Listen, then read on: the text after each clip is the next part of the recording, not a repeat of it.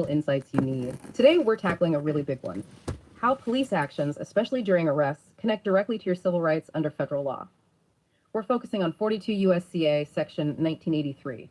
It's a powerful statute, designed to protect you when your constitutional rights get violated. Our source here is this huge legal annotation. Think of it like a living map of court decisions, constantly updated. It's basically our shortcut through decades of pretty complex law. Right. And our mission for you today, it's pretty clear. We want to guide you through the absolute essentials of making a claim under this law. We'll look at, specific examples of police actions that might cross the line. We'll explore the defenses officers have and how these cases actually play out in the courts. The goal really is to equip you with a solid understanding of what truly matters in these kinds of civil rights actions. Okay, let's start foundational. What exactly is 42 USCA Section 1983? At its core, it's a federal law that lets you, as an individual, sue someone who's acting with state authority and deprives you of your federal constitutional rights or rights under federal laws. So, if a police officer misuses their power, violates your rights, this statute gives you a path to seek justice. And the history here is fascinating. It's not new. Yeah. It actually came from the Ku Klux Act of 1871. Wow, okay. Yeah, right after the Civil War. It was meant to enforce the 14th Amendment, give a federal fix when state courts weren't doing enough or maybe couldn't. It was really designed to address state officials abusing their position.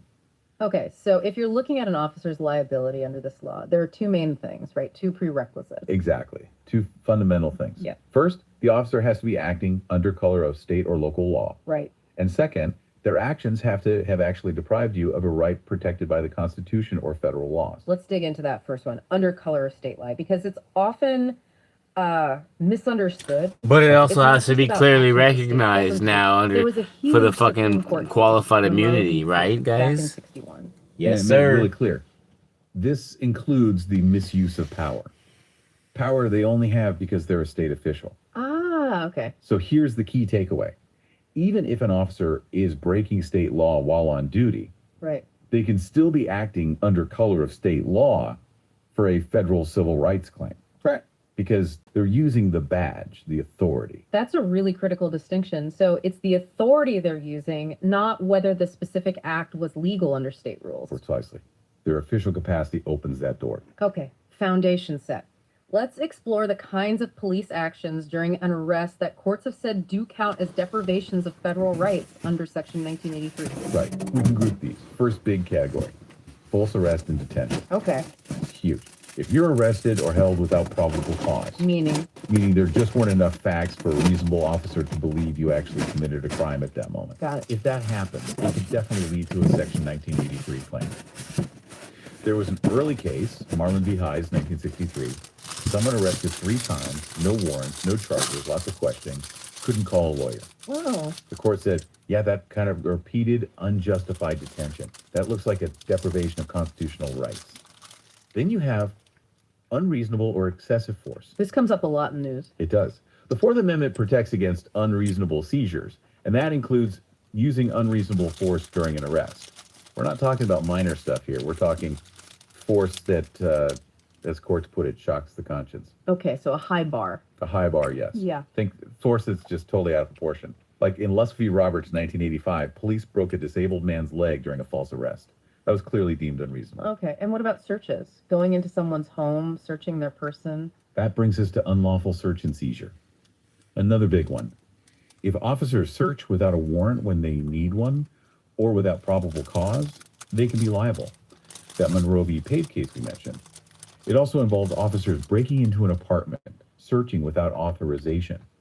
Classic deprivation of rights. Right. Another one, Lucero v. Donovan for 65. Warrantless apartment search, forceful strip search. Serious questions about reasonableness there. And finally, less common maybe, but very serious, conspiracy to violate rights. Conspiracy, like working together. Exactly. Officers conspiring maybe to fake evidence, hide evidence that would help the defendant, exculpatory evidence, or write false reports just to get a conviction. There was a really stark example in Jones v. Chicago back in '88. That sounds incredibly serious. But, there's a nuance here, isn't there? Not every wrong move by an officer counts under 1983. That's absolutely right. The courts have said not every police action, even if technically illegal, rises to the dignity of a deprivation of basic civil rights. For example, a really minor technical error in getting a warrant might not be enough. A case back in '64, Ray v. Padakia, basically said the Constitution and the Civil Rights Act aren't meant to cover trivial violations of due process. There needs to be substance. Okay, so there's a threshold. There is. And another important distinction involves Miranda warnings. Right, you have the right to remain silent. Exactly. Yeah. Crucial for criminal procedure. But violating those warnings, which the courts call prophylactic or protective rules, doesn't by itself automatically create a constitutional violation you can sue for under Section 1983. So what happens then? The usual remedy is if the evidence obtained improperly, like a confession without Miranda, gets excluded from the criminal trial. It doesn't typically open the door for a separate civil rights lawsuit based just on the Miranda violation itself. That's a really critical point for people to grasp. Okay, let's flip the coin. What about the defenses? Officers must have ways to defend against these claims. Oh, absolutely. And these defenses are powerful and often decide the case. The most common and often called an absolute defense for false arrest or unlawful search is probable cause. We mentioned that earlier. Right. If a reasonably competent officer, looking at the facts at the moment of the arrest, would conclude probable cause existed, then generally there's no liability for false arrest. So it's about the officer's perspective at the time. Exactly. What did they know then? If the call was reasonable based What's on that up, info, you guys? they're often protected, even if it later turns out they were wrong. Then there's the idea of an honest mistake of law or fact. Okay. Officers generally aren't liable for, well, honest misunderstandings. The Supreme Court said in Pearson v. Ray back in '67, they aren't charged with predicting the future course of constitutional law. Meaning? Well, say an officer does a search. Later, the Supreme Court rules that type of search is unconstitutional. If it wasn't clearly unconstitutional when the officer did it, they might be protected by this honest mistake idea. But there are limits. Oh, yes. If an officer had plenty of time to get legal advice and just didn't bother, they can't just hide behind honest mistake. That came up in a case called Antelope v. George. And then we get to qualified immunity. This is probably the most talked about defense. Right. It seems complicated. It can be. It goes beyond just honest mistake. Even if probable cause didn't actually exist, an officer might still be immune if there was arguable probable cause. Arguable probable cause? Yeah. It means, could reasonable officers in the same situation with the same information have believed there was probable cause, even if they were ultimately wrong? So it protects officers even when they make a mistake, as long as the mistake wasn't completely unreasonable. Exactly. As one court put it, it shields officers who are wrong, so long as he is reasonable. It gives them breathing room to make judgment calls in tough situations. That is a significant protection. How do these defenses work in specific situations? Like mistaken identity? Good question. Say officers have a warrant that looks valid, but it has the wrong address. Or they arrest John Smith, but it's the wrong John Smith. Yeah. If they relied reasonably on that facially valid warrant, qualified immunity might protect them. But what if they find out it's the wrong person? Ah, that's the key. If they become aware of the mistake the person is protesting, providing proof, and they fail to act reasonably to check it out, leading to someone being locked up longer than necessary, then a claim can still arise. Okay. Like in Johnson v. Chicago, someone was held for 6 days protesting mistaken identity. Immunity doesn't cover ignoring clear evidence of a mistake. Makes sense. And you mentioned something about an independent intermediary. Right, the independent intermediary doctrine. This is interesting. If the police present their facts to someone independent, like a magistrate judge for a warrant or a grand jury for an indictment, that independent decision can sometimes break the chain of causation for a false arrest claim.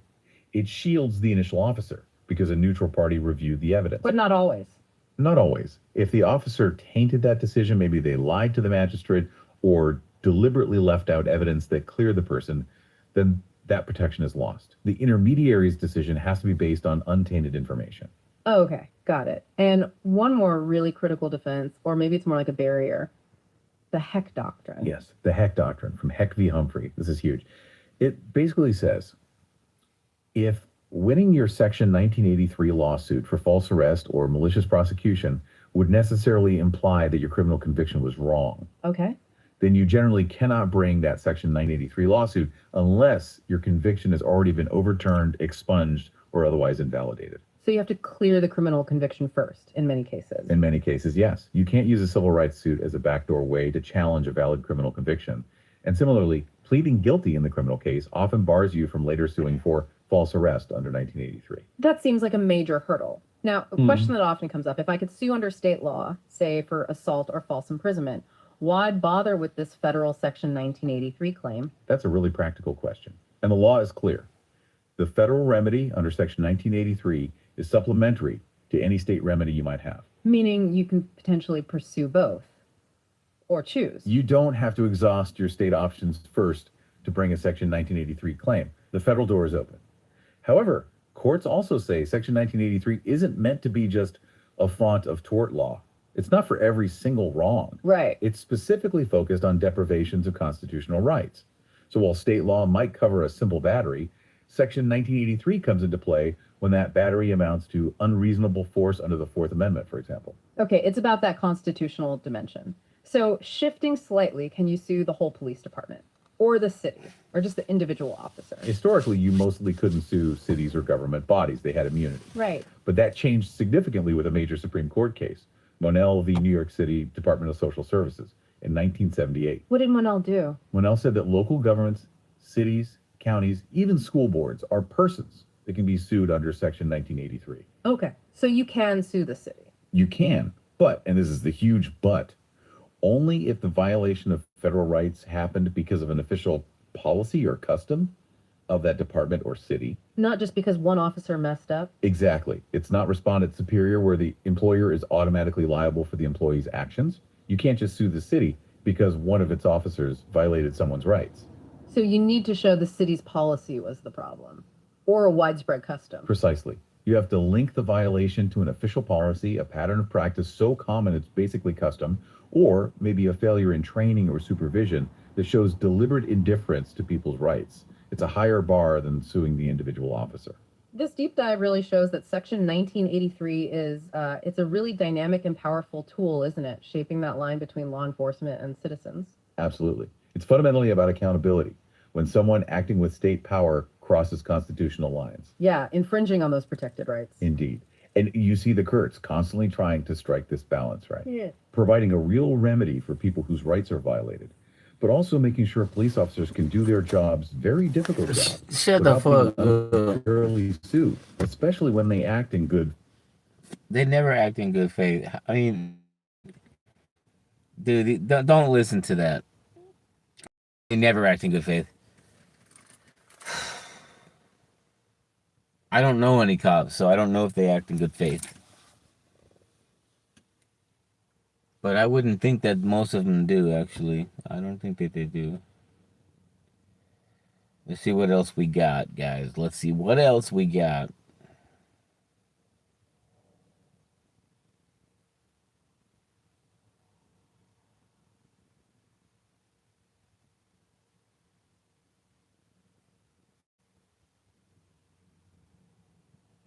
It is truly intelligent media for the political. All right. Eagle Flower, how you doing? Sam Squatch. Pat. It is truly intelligent media for the politically aware.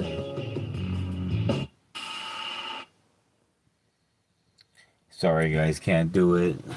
Can't do that. Gotta do something different.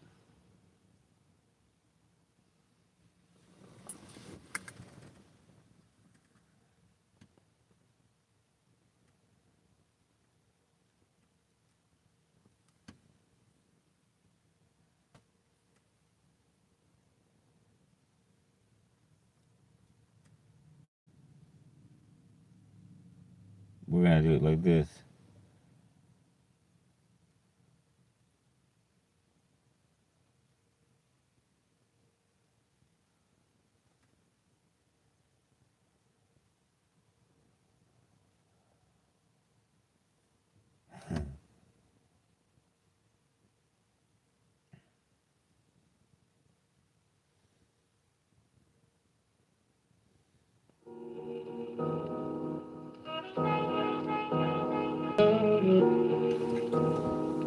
Yeah. Yeah.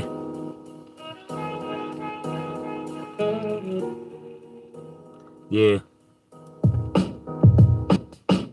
Like a diamond in the rough with these findings, like a jury or Judge with these findings and conclusions of some law about the facts in the play of the game. For the facts that play in the game are with the claims of progressing on the markets with these claims of this profession. Only this resting out by those MCs is with the claims of some heat degree by this MCs and sleeves stepping. So they keep stepping off the top of the ones and for the two up the top of the head, and you know the crew is with this. For this witnesses upon this microphone is with this gift of this gabba, this fitness test. For this fitness on this mic, is with this litness. For this fitness is with this litness. For this fitness on this mic, yeah. It's for this litness, for this fitness on this mic. Is with this litness task of those MCs off the top of the head with these heat degrees. Only this he ain't seen is with these claims of these on the top of this. Only this for this of this rhyme is with this used as an article for the start of this flow, for this creeping back into the rest of the flow. And freestyle. Only your smiling is with the claim of smiling on the face of this MC on the holiday.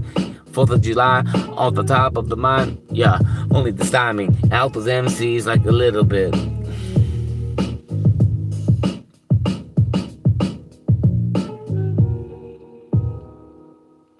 Appreciate you, Gabe.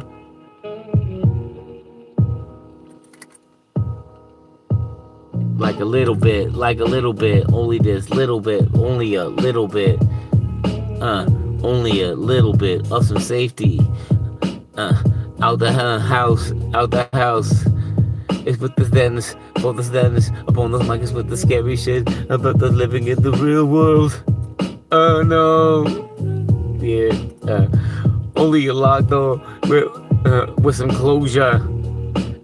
With some composure, with the claims of the over the ride, over the mind that those MCs like a entrance or entrained membrane for the entraining, yo. Is deep into the brain of that MC, into the ear canal, just with the void of a foul language, off the top of the microphone with the claims of some strange ends. Yeah, we fucking with the heavyweight type of this Bible. You know, I just did it. I shouldn't have done it. Upon a microphone again, yo, I'm done it. Man, why I done it? I don't know why I done it. Alright, here we go. For the blessings off the top of the head, yo. For the blessings. For some blessings. About some blessings. Beyond some blessings. Beyond some stress outs. Beyond some hazard outs. That's how you do it, guys. Yo. Inside some hash outs. Inside one motion. Like a Kamachi upon the microphone, just like a fucking karate. Yo, chop, yo, with the chopper block hit. Like a lumberjack upon the microphone, just with the spit. It's how we get down with this shit. You know, we got fucking going on a heavyweight type of a vibe. Only the microphone is with the claims of a stadium with this liveness. For this liveness on this mic is with this claims of this thriving. For this thriving is with this claims of this living in the direction of a positive approach to the next beat for the seed. This it was like that with the little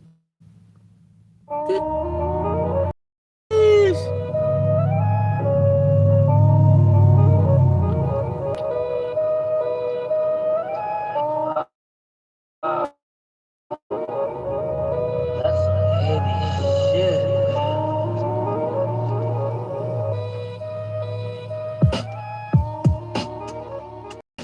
For the heaviness, for the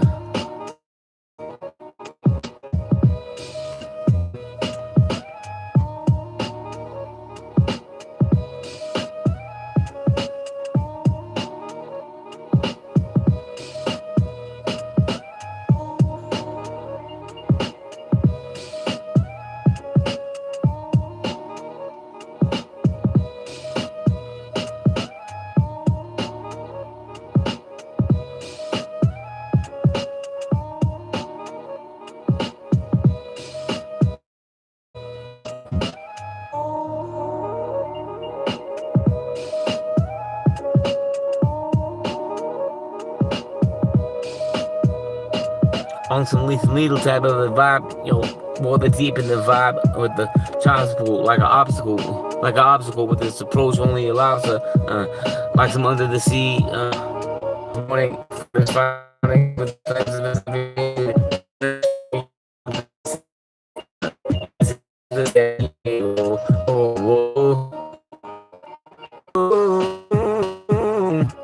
that the flow's coming off, that the flow's coming off of the top of the dome.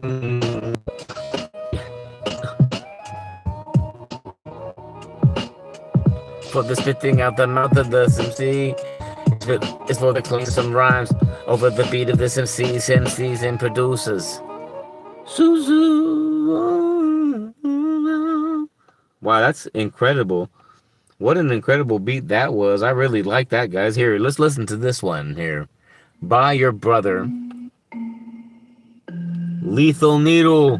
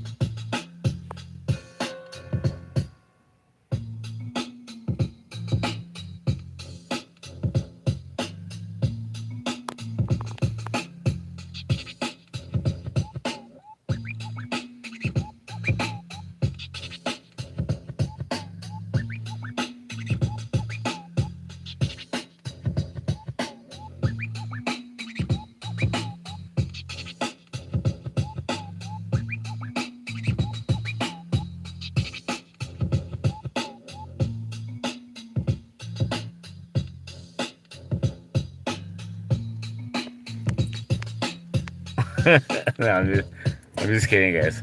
Right, here we go. I gotta flip it like this.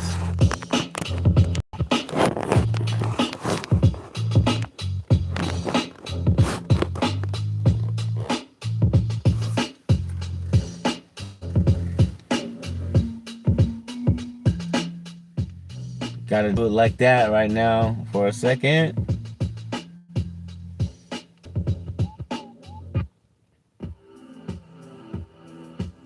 Here we go.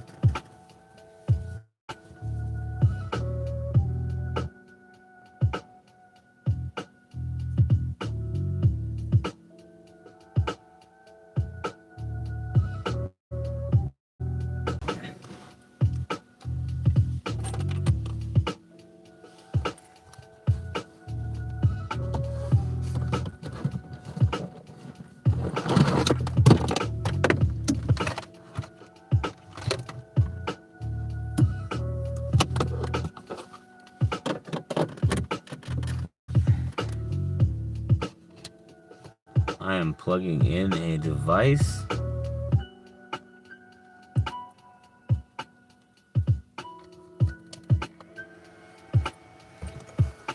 It might make a noise.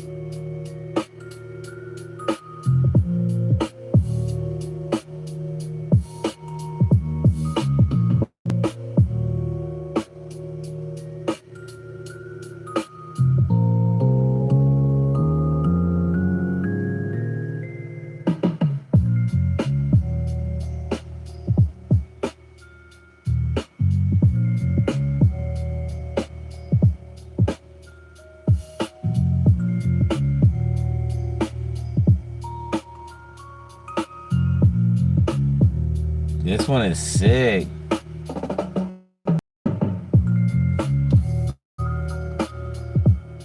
I'm gonna run that one. Look, guys, I'm sorry, but I gotta run that shit back. Run that shit the fuck back.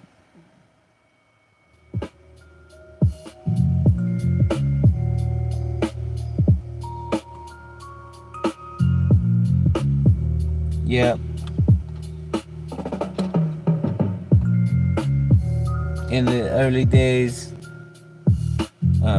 for the mind state, is with the bewilderment from the upcoming and bringing, like a stinging of a wasp or being, just for the being of a young man on a mission and and what seems to be the misunderstand. Oh, what seems to be the misunderstand. Hey, now check it. For the question about the misunderstanding of it in this life is in the heart of the perception or perceiver. Yeah, for the perceiver, it's like an analog receiver. For the equivalence, higher knowledge to the center of the soul, with the in control. Yeah, for the full body, yo, just without the displacement, only the spacing, and bring it back to a reality of some true shit. Is where this come from. MCs, man.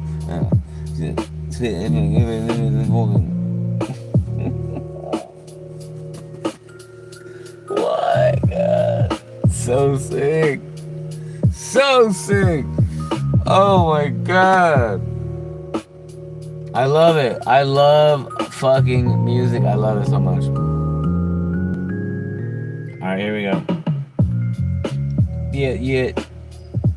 Yeah, like a yap, like a yapper. Like a yapper, upon the microphone like some dapper, like a dapper vibe, like a dapper vibe, like a dapper vibe, like a dapper vibe, like a dapper vibe, like a dapper vibe, like a dapper vibe, like a dapper vibe. Dapperoo, yo, I'm coming through, wicked crew, I'm clubbing you, without a machete, upon a microphone like it's Gettysburg addressing. Oh, with his busting out that fucking true facts, upon a microphone with some wordplay, with this demonstration, upon a microphone about this exhibition. You know, the wishing is with the claims of the mindset of those musicians with those MCs, yo, about the reasonableness, yo, and blessing, yo, abnormal MCs upon a microphone. I wanna step to this. I like treat you like a nemesis, so fucking abstract, like an obstacle upon the microphone with the fucking optical illusion for those MCs. With the stretch out, only this neck now is with, it's like an ostrich upon the microphone with this fucking stretch. Woo! Gee, you already know. Damn. Hella tight. That shit was fun as fuck. That freestyle right there was dope. Alright. Yeah.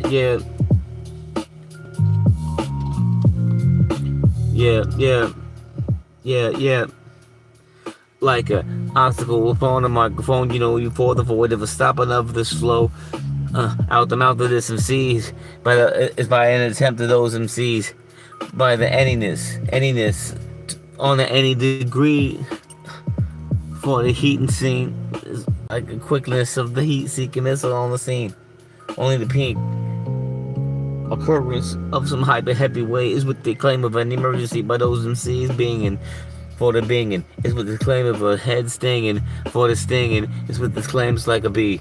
Yo, or tyrant on the microphone just like a siren. Woo! What's really going on? Fucking tyrants. We don't let tyrants on the mic. Ain't no tyrants on the mic. No tyrants on the mic. Maybe a tyrant, or not a siren, but no tyrant. Like press upon the microphone. You can't impress me.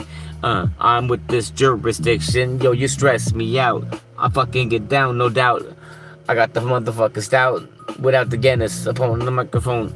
I'm about to finish it. Like UFC, Porter Being is with this claim of this knockout. First class century, only the Benemy is with this claim of a benefactor upon a microphone. You know the fucking this is not a fiction. What? That was pretty nice. Actually, I kind of finished it nicely with the rhymes. Let's go. Which one was that? Holy shit.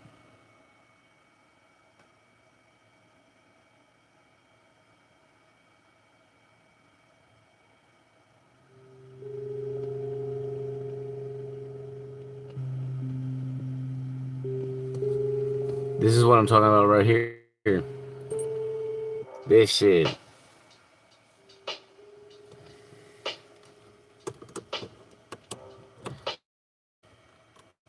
Oh, no. Hold on, guys. Hold on.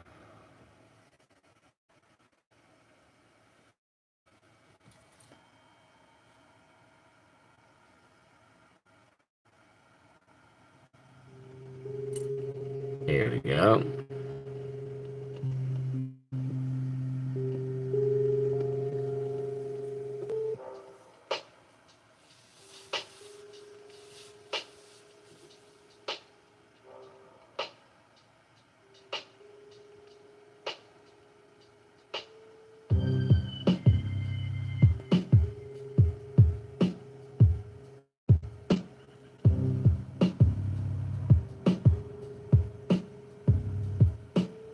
Yeah, for the light in the eye, for the windows to the soul.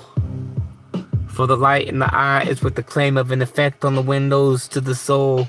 Yo, for the soul is in the control. Is within the realms of a control of the light entering into the eye without a discretion. Only this lesson is with this claim of the learning out the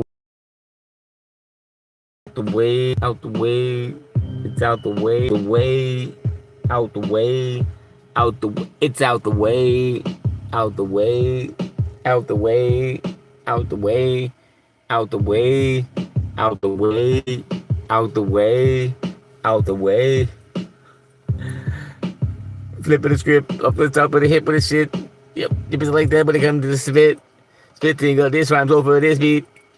Heat out the deck box for the every block of the rock in on the microphone is this claim of the next to the kid with the bass biz. And with glow, let's go. Off the top of the head, smoke of the draw. Bit of vibing off the top of the mic in. And you know what I like it. He was like that with a void of a Viking in on the microphone with his hype shit. For the banger, off the top of the microphone with the hang up, with the void of a hang up on the microphone like an operator on this, it's like with a mission, with an earnestness, just with a missile type of the vibe, ram, blam, on this microphone with the claim to the slam. And it comes like that with the gin. It's like that, just without the vision or the spirit chill when it comes up to the top of the game of the pill. It's like that, boys. Void of a spill. Spill to the beans, cop on the microphone when it comes to the crispy clean with a zine. Say know what I mean, meaning it. See, know what I meaning it. Yup, it's like that. We coming in a minute. Imminent, it's imminent, finishing, metamorphosis off the side of his head with this diminishing of those MC, killing the minuscule vibes popping. Woo! What the fuck? Damn. Alright. I will chill. Because that was kind of weird. A lengthy diatribe of some rhymes I tried to bust. And now I'm going to chill and fucking vibe on my own. And thank you so much if you came to the live stream. But maybe I'll go again. I don't fucking know. Peace and change.